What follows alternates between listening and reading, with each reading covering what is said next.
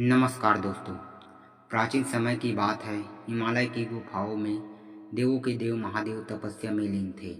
उनके चारों ओर योगियों और ऋषियों का समूह बैठा करता और उनसे ज्ञान की बातें सुनता।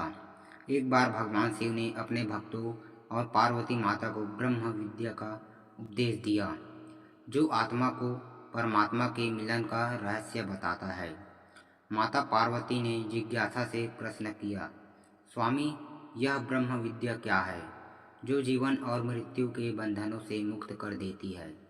महादेव मुस्कुराए और बोले, देवी, यह वही ज्ञान है जो आत्मा को उसकी वास्तविक पहचान कराता है।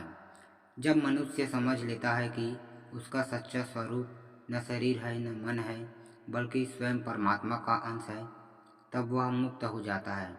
शिव जी ने समझाया कि संसार का आधार माया है, जो आत्मा को मोह, क्रोध, लोभ और अहंकार के बंधनों से बांध देती है।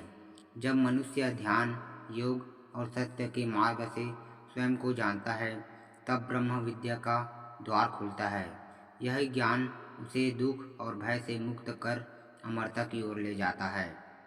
उन्होंने कहा, देवी, जैसे गगन में बादल आते जाते रहते हैं, वैसे ही जीवन में सुख दुख आते हैं, परंतु आत्मा सदैव निर्मल और अडोल रहती है।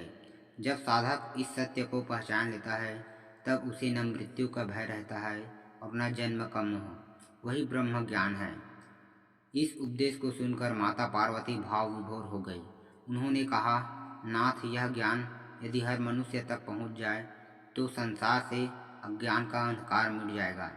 शिव जी ने उत्तर दिया, देवी, यही मेरा संकल्प है। जो भी साधक सत्य की खोज करेगा, उसे यह ब्रह्म विद्या अवश्य मिलेगी, परंतु इसे वही पा सकता है जो अहंकार छोड़कर भक्ति और साधना में लीन हो। इस प्रकार महादेव का यह ब्रह्म विद्या देश मानवता के एक अमूल्य धरोहर बन गया। यह सिखाता है कि सच्चा सुख बाहरी वस्तुओं में नहीं, बल्कि अपने आत्मस्वरूप की पहचान में छिपा है। जो इसे जान लेता है, वही मोक्ष और शाश्वत शांति का अधिकारी बनता है।